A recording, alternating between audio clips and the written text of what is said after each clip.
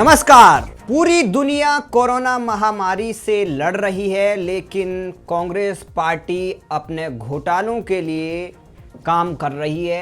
आपको बता दें कि यूपी में बड़ा ही नौटंकी किया है प्रियंका वाड्रा ने, और जो कांग्रेस की राजनीति है, जो सोनिया गांधी अपने दो बच्चों को किस तरीके से राजनीति में घोटाले करना सिखा रही है, किस तरीके से प्रोपेगेंडा फैलाने का काम कर रहे हैं, उनकी पोल खुल गई है। जो बसों को देने का जो ड्रामा किया गया था, जो 1000 बस देने का दावा किया गया था, वो सबसे बड़ा एक घोटाला साबित हो गया है, क्योंकि कांग्रेस पार्टी ने और प्रियंका वाड्रा ने मीडिया में ये हल्ला मचाया है कि हम तो माइग्रेंट लेबर यानी जो प्रवासी मजदूर हैं उनके हमदर्द हैं, वो पैदल जा रहे हैं, वो राजस्थान से पैदल आ रहे हैं क्योंकि राजस्थान में कांग्रेस की सरकार है, पंजाब से पैदल आ रहे हैं क्योंकि पंजाब में कांग्रेस की सरकार है, वहां वो उनको गाड़ी प्रोवाइड नहीं करते हैं।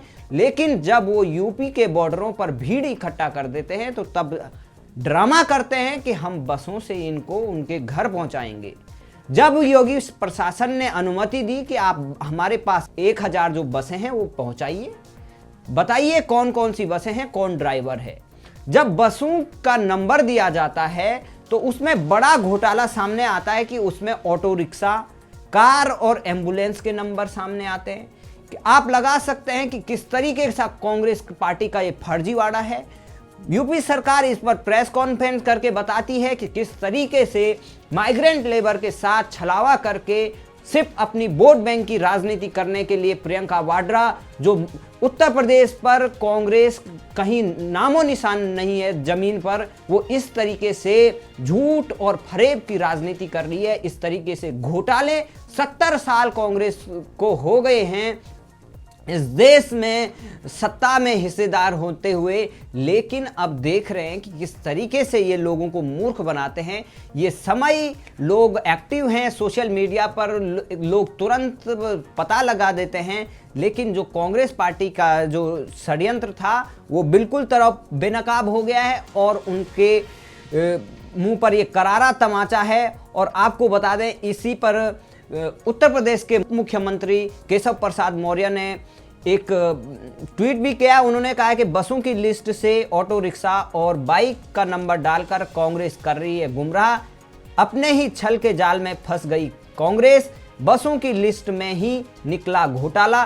तो आप बता सकते हैं कि किस तरीके से कांग्रेस पार्टी की पोल पट्टी योगी सरकार ने खोल दी है। योगी सरकार ने सबके सामने ला दिया है कि प्रियंका वाड्रा किस तरीके की नौटंकी कर रही है, और महाघोटाला ये प्रियंका वाड्रा ने कर डाला है। जो बसों की संख्या थी वो तो बसों की संख्या भी नहीं है।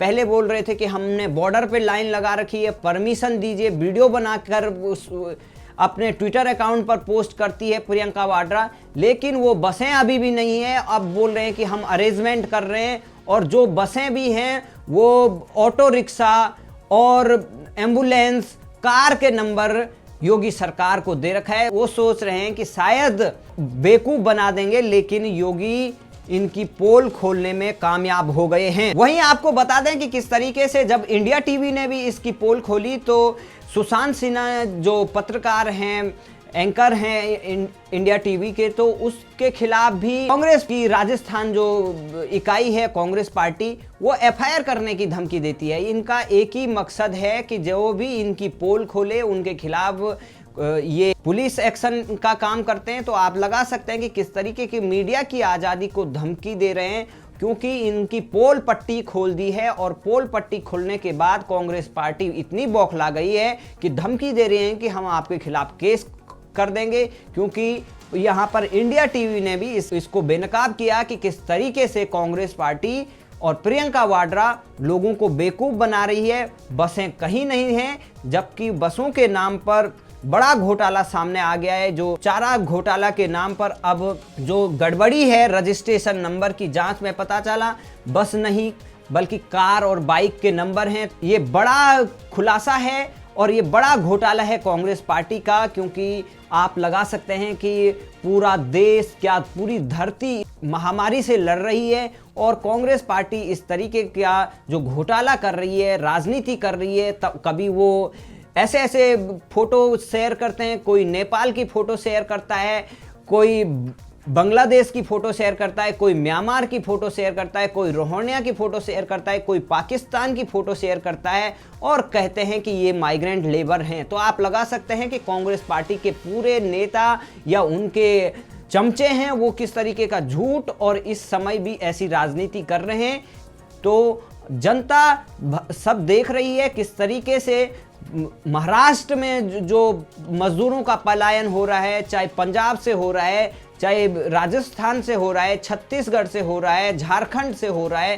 तो कांग्रेस पार्टी अपने राज्यों में व्यवस्था तो अच्छी नहीं कर सकती है, लेकिन प्रियंका वाड्रा जो अपनी राजनीति लखनऊ में चमकाने की कोशिश कर रही है, क्योंकि प्रियंका वाड्रा तमाम दिनों से आप देखते हैं कि कुछ भी अगर उत्तर प्रदेश से कुछ भी घटना हो तो तुरंत बोलने लगती है। जब उनसे सवाल किया जाता है तो वो मीडिया को धमकाने लगती है। एबीपी का एक रिपोर्टर से वो जब सवाल पूछते हैं रिपोर्टर, तो उनसे लड़ने के लिए आ जाता है।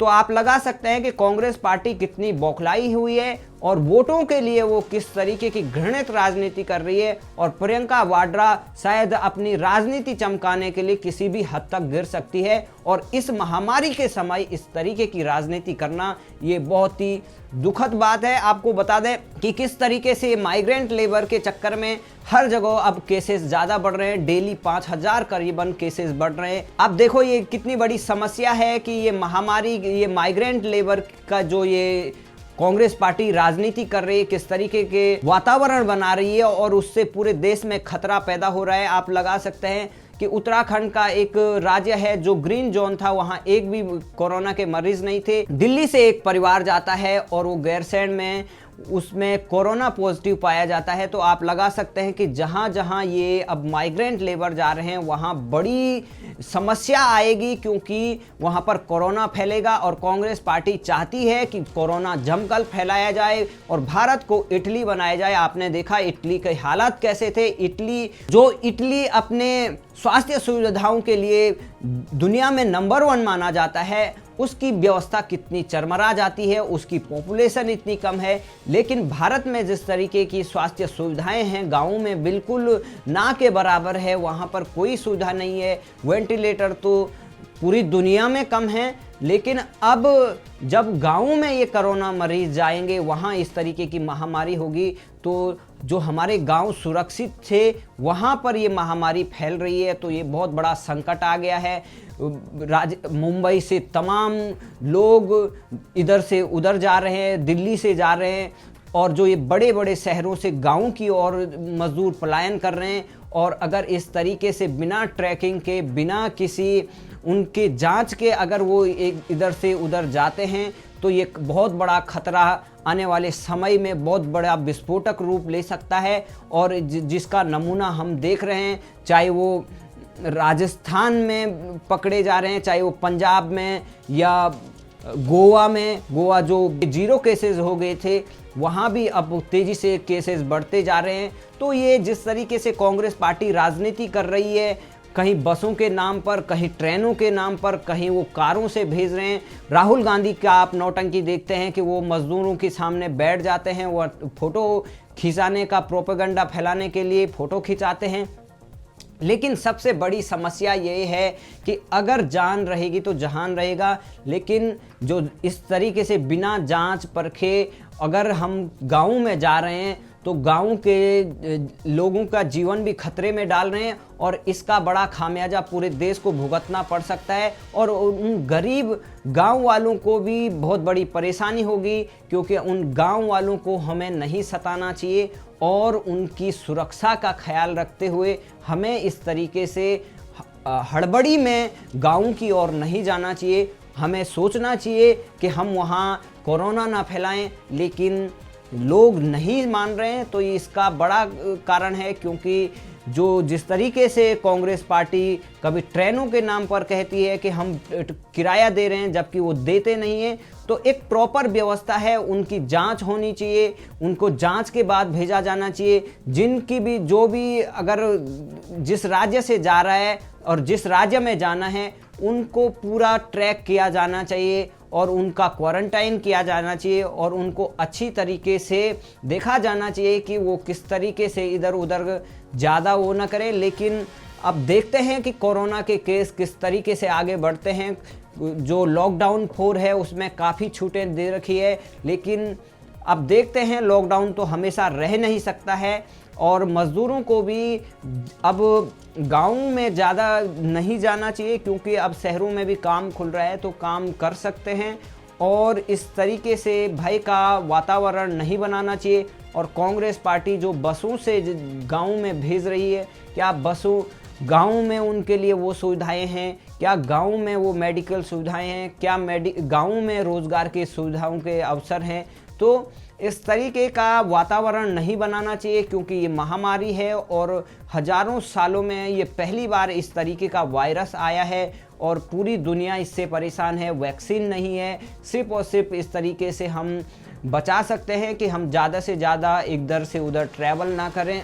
यही एक बचाव का मात्र रास्ता है। लेकिन कांग्रेस पार्टी है कि इस समय राजनीति करके पूरे देश में इधर से उधर बिना कोई भी वो ट्रकों में बैठा देते हैं, कभी उनका कोई परीक्षण नहीं होता है। ये बड़ा कारण है कि कांग्रेस पार्टी चाहती है कि कोरोना फैले और स्थिति नियंत्रण से बाहर हो और उन्हें राजनीति करने का मौका मिले। और राहुल गांधी को, जो उनका सपना है कि राहुल गांधी को प्रधानमंत्री बनाना, प्रियंका वाड्रा को मुख्यमंत्री बनाना, इस तरीके की राजनीति नहीं चलने वाली है। जनता देख रही है, जनता देख रही है कि बसों के नाम पर ऑटो भेज रहे हैं, कार भेज रहे हैं, बाइक भेज रहे हैं, एम्बुलेंस भेज रहे हैं। तो इस तरीके की कांग्रेस पार्टी की पूरी दुकान बंद हो जाएगी, क्योंकि इस महामारी के समय में, इस विकट परिस्थिति में अगर आप वोट बैंक की सियासत करते हैं और जनता के भलाई के नाम पर आप छलावा करते हैं, बस घोटाला करते हैं, तो ये घोटाला जनता देख रही है। और आप योगी आदित्यनाथ जैसे मुख्यमंत्री को इस तरीके से परेशान करेंगे तो जनता आपको जवाब देगी, क्योंकि योगी आदित्यनाथ जिस तरीके से कार्य कर रहे हैं वो सभी देख रहे हैं। और उत्तर प्रदेश की जो जनता है वो अपने मुख्यमंत्री के इन कार्यों की बड़ी तारीफ कर रही है। भाले जो बाहर से भी आ रहे हैं माइग्रेंट, वो भी जानते हैं कि वो किस तरीके से योगी आदित्यनाथ अच्छा काम कर रहे हैं।